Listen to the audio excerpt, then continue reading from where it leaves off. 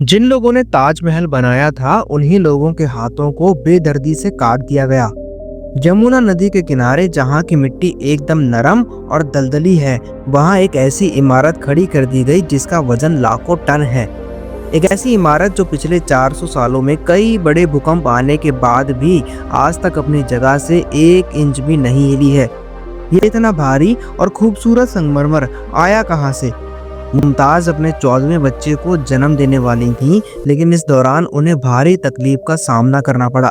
करीब 30 घंटे के भयानक दर्द के बाद मुमताज ने शाहजहां की बाहों में हमेशा के लिए अपनी आंखें मूंद लीं और शाहजहां से एक वादा मांगा, एक ऐसे मकबरे का वादा जिसकी खूबसूरती की बराबरी दुनिया की कोई और इमारत कभी ना कर सके। ताजमहल उन गहराइयों में उतरेंगे जहां इतिहास के सबसे बड़े राज आज भी दबे हुए हैं।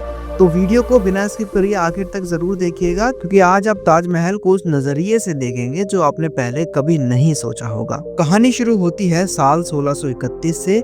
मुगल बादशाह शाहजहां अपनी सबसे चहेती बेगम मुमताज महल के साथ बुरहानपुर में थे। उस वक्त मुमताज अपने 14वें बच्चे को जन्म देते वक्त इस दुनिया को छोड़कर चली गईं।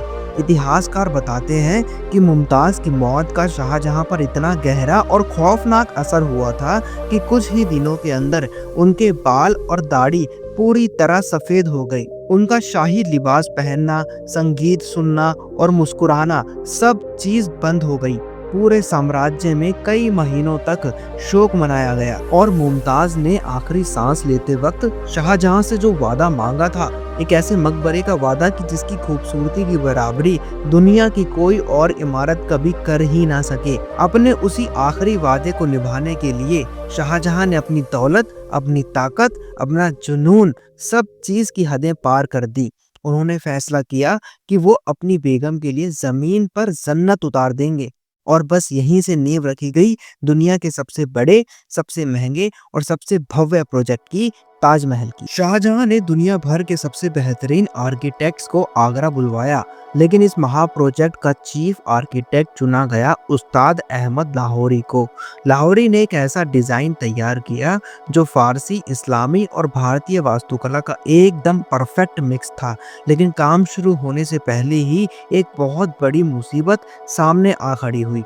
मकबरे के लिए जो जगह चुनी गई थी वो थी यमुना नदी का किनारा।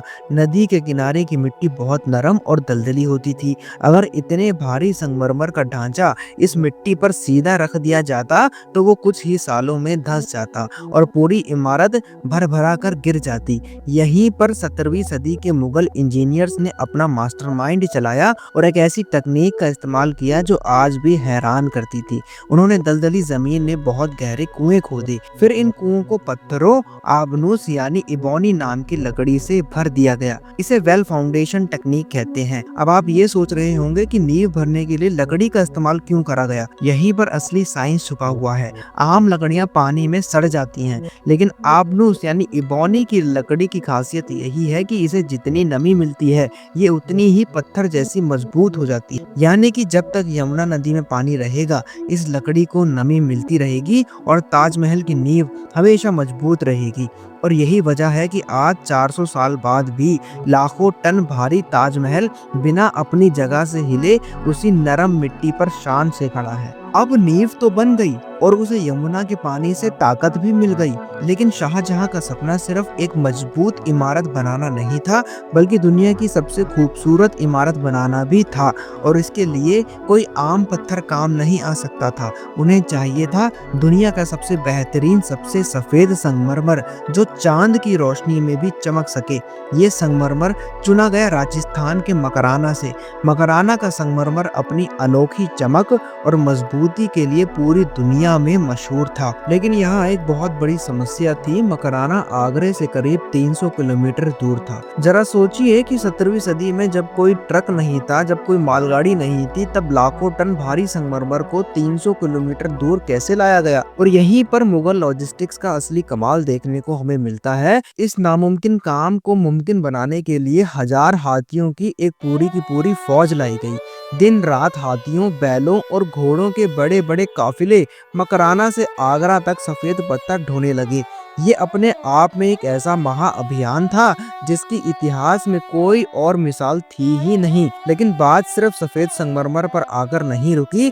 ताजमहल की दीवारों को सजाने के लिए 28 तरह के बेहद कीमती पत्थर पूरी दुनिया से मंगवाए गए। तिब्बत से नीला फिरोजा आया, चीन से शानदार जेड और क्रिस्टल मंगवाए गए, अफगानिस्तान की खदानों से गहरा नीला लैपिस लजूली मंगवाया गया और श्रीलंका से बेशकीमती नीलम लाए गए। अगर आप ध्यान से देखें तो पूरा का पूरा ताजमहल असल में सिर्फ पत्थरों का ढांचा नहीं है, बल्कि दुनिया भर के खजानों से जड़ा हुआ एक विशाल गहना है। और अब हम आपको बताते हैं कि इस बेमिसाल सपने को सच करने के लिए 20,000 से ज़्यादा कारीगरों, मजदूरों, पत्थर तराशने वालों और कैलीग्राफर्स की एक पूरी फौज दिन रात एक कर रही थी। लेकिन जब ताजमहल का मुख्य गुंबद बनाने की बारी आई तो एक नई चुनौती खड़ी हो गई। संगमरमर के इतने भारी ब्लॉक इतनी ऊंचाई तक कैसे पहुंचाए जाएं? इसके लिए ईंटों का इतना विशाल मचान यानी स्कैफोल्डिंग बनाया गया कि उसे देखकर ही डर लगता था। ये मचान इतना बड़ा और मजबूत था कि इंजीनियर्स ने शाहजहां से कहा कि हुजूर, सिर्फ इस मचान को वापस तोड़ने में ही 5 साल का वक्त लग जाएगा। लेकिन शाहजहां को इतना लंबा इंतजार मंजूर नहीं था। उन्होंने एक कमाल का दिमाग लगाया। पूरे आगरा में मुनादी करवा दी गई कि इस मचान की ईंटें जो भी चाहे वो फ्री में अपने घर ले जा सकता है। और देखते ही देखते रातों रात किसानों और आम लोगों की भीड़ ने वो पूरा का पूरा विशाल मचान साफ कर दिया। अब बात करते हैं उस कला की जो ताजमहल को अंदर से जिंदा रखती है। ताजमहल की सफेद दीवारों पर जो आप रंग बिरंगी फूल पत्तियां देखते हैं वो कोई पेंटिंग नहीं है, इसे पीटरा डुरा कहते हैं। ये संगमरमर के अंदर कीमती पत्थरों को जड़ने की एक बेहद बारीक और मुश्किल कला है। कारीगर पहले संगमरमर को छेनी से बहुत सावधानी से कुदरते थे और फिर उसके अंदर दुनिया भर से लाए गए कीमती पत्थरों को एकदम सटीक शेप में काटकर फिक्स करते थे। ये काम इतना नाजुक था कि अगर 1 मिलीमीटर की भी गलती होती तो पूरा का पूरा बेशकीमती पत्थर रिजेक्ट कर दिया जाता। इन 20,000 मजदूरों के खून पसीने और इस बारीक नकाशी ने मिलकर के पूरे 22 साल का वक्त लिया, तब जाकर दुनिया का ये सबसे बड़ा अजूबा मुकम्मल हुआ। अब बात करते हैं उन सीक्रेट्स की जो ताजमहल को सिर्फ एक खूबसूरत इमारत नहीं बल्कि एक इंजीनियरिंग मार्वल भी बनाते हैं।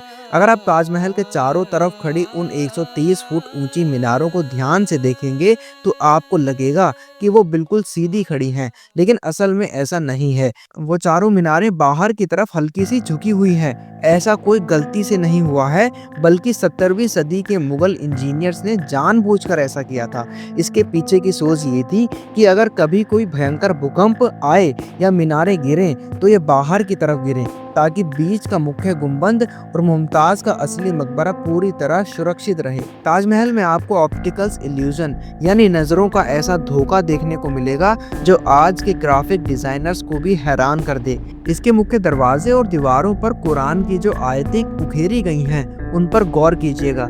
नीचे से लेकर ऊपर तक ये सारी कैलीग्राफी एक ही साइज की दिखती है, लेकिन साइंस कहता है कि जो चीज़ जितनी ऊंची होती है वो नीचे से देखने पर उतनी ही छोटी दिखनी चाहिए।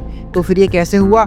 असल में कैलीग्राफर्स ने जैसे जैसे अक्षरों को ऊपर लिखा उनका साइज जानबूझकर और बहुत ही कैलकुलेशन के साथ बड़ा करते गए, ताकि जमीन से देखने वाले इंसान को पूरा लेख एकदम बराबर और परफेक्ट लगे। सबसे हैरान करने वाली चीज तो ये है कि ताजमहल की सिमेट्री यानी कि समानता।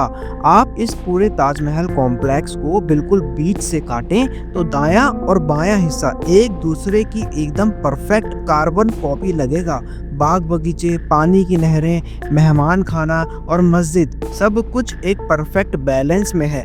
लेकिन इस पूरी दुनिया की सबसे परफेक्ट इमारत में सिर्फ एक ही चीज़ है जो इस सिमेट्री को बिगाड़ देती है, तोड़ देती है, और वो है खुद शाहजहां की कब्र। मुमताज़ की कब्र बिल्कुल सेंटर में है, लेकिन शाहजहां की कब्र उसके बगल में थोड़ी बड़ी और अलग हटकर बनाई गई है, जिसने इस परफेक्ट सिमेट्री को हमेशा के लिए तोड़ दिया है। अब आते हैं उस सवाल पर जो हम सब ने बचपन से सुना है, और जो इस खूबसूरत इमारत की कहानी पर एक डार्क सा साया बना हुआ है। क्या शाहजहां ने सच में उन 20,000 मजदूरों और कारीगरों के हाथों को कटवा दिया था जिन्होंने इतनी मेहनत से इस ताजमहल को बनाया था? दोस्तों, ये इतिहास का सबसे बड़ा झूठ है, सबसे बड़ा मिथ है। दुनिया भर के किसी भी ऐसी ऐतिहासिक पन्ने में, किसी भी किताब या उस दौर के दस्तावेज में इस क्रूर घटना का कोई भी सबूत नहीं मिलता। जरा सोचिए, जो राजा इतने बड़े पैमाने पर कारीगरों को दुनिया भर से बुला रहा है, वो उनके हाथ कैसे काट सकता है? सच तो ये है कि शाहजहां ने उन कारीगरों को बहुत सारा पैसा और सम्मान दिया था और उन्हें आगरा में ही बसा दिया था, जिस इलाके को आज ताजगंज के नाम से जाना जाता है। हाथ काटने वाली बात सिर्फ एक कोरी अफवाह थी जो सदियों तक फैलाई गई। एक और बेहद रहस्यमयी और दिल को छू जाने वाली कहानी जुड़ी है ताजमहल से, काले ताजमहल की। कहा जाता है कि मुगल बादशाह शाहजहां का सपना सिर्फ एक सफेद ताजमहल बनवाने तक सीमित नहीं था, बल्कि वो चाहता था कि उसकी मोहब्बत की कहानी दुनिया में हमेशा के लिए अमर हो जाए। इसलिए उसने एक और ख्वाब देखा, यमुना नदी के ठीक उस पार सफेद ताजमहल के सामने एक काले संगमरमर का ताजमहल बनाने का। एक ऐसा ताजमहल जो सफेद ताजमहल का प्रतिबिंब हो, लेकिन रंग बिल्कुल उल्टा हो। सोचिए एक बार उस नज़ारे को, एक तरफ चमकता हुआ सफेद ताजमहल है और ठीक सामने खड़ा उसका गहरा काला रूप है, जैसे दिन और रात एक साथ खड़े हो गए हों। और कहा तो ये भी जाता है कि इन दोनों ताजमहलों को जोड़ने के लिए बीच में एक शानदार चांदी का पुल बनाया जाना था, जिस पर चलते हुए इंसान सिर्फ एक किनारे से दूसरे किनारे नहीं, बल्कि एक एहसास से दूसरे एहसास तक जाता। ये सिर्फ एक इमारत नहीं होती, ये होती मोहब्बत की सबसे बड़ी मिसाल, जहां सफेद रंग मासूमियत और पवित्रता को दिखाता और काला रंग गहराई, दर्द और अनंतता को दिखाता। लेकिन हर खूबसूरत सपना पूरा नहीं होता। इतिहास ने यहाँ एक ऐसा मोड़ ले लिया जिसने इस ख्वाब को हमेशा के लिए अधूरा छोड़ दिया। सत्ता की भूख, ताकत की लड़ाई और रिश्तों में छुपा विश्वासघात, इन सब ने मिलकर एक बाप और बेटे के रिश्तों को तोड़ दिया। शाहजहां के अपने ही बेटे औरंगजेब ने उन्हें गद्दी से हटा दिया और आगरा के लाल किले में नजरबंद कर दिया। जो बादशाह कभी लाखों लोगों की किस्मत तय करता था, वही अब अपनी ही किस्मत का कैदी बन गया। कहते हैं कि उनकी जिंदगी के आखिरी 8 साल एक छोटी सी खिड़की और एक ही नज़ारे में सिमट गए थे। उस खिड़की से उन्हें दूर सिर्फ एक ही चीज दिखाई देती थी, ताजमहल। वही ताजमहल जिसे उन्होंने अपनी मोहब्बत में बनवाया था, वही ताजमहल जिसमें उनकी बेगम मुमताज की यादें बसी थी, और वही ताजमहल जो उनके अधूरे ख्वाब की याद भी दिलाता था। हर दिन, हर शाम दोस्तों, वो बस उसी ताजमहल को निहारते रहते थे। शायद वो उन संगमरमर के पत्थरों में अपनी मोहब्बत को ढूंढते थे, शायद वो उस पार बनने वाले काले ताजमहल की कल्पना करते थे, या शायद वो सोचते थे अगर वक्त ने साथ दिया होता तो आज दुनिया कुछ और ही देखती। धीरे धीरे समय बीतता गया। ताकतवर बादशाह अब कमजोर हो चुका था। आंखों में चमक की जगह यादों की नमी रह गई थी। और एक दिन उसी खिड़की के सामने ताजमहल को देखते देखते उन्होंने अपनी आखिरी सांस ले ली। उनके साथ ही खत्म हो गया एक दौर और दफन हो गया एक अधूरा सपना, काले ताजमहल का सपना। लेकिन सवाल आज भी बाकी है, क्या सच में ऐसा कोई सपना था या सिर्फ एक कहानी है जो समय के साथ लोगों के दिलों में बस गई? सच जो भी हो, ये कहानी हमें ये जरूर सिखाती है कि कुछ ख्वाब कितने भी खूबसूरत क्यों ना हो, वो अधूरे ही रह जाते हैं, और वही अधूरे ख्वाब इतिहास को और भी ज्यादा रहस्यमयी बना देते हैं।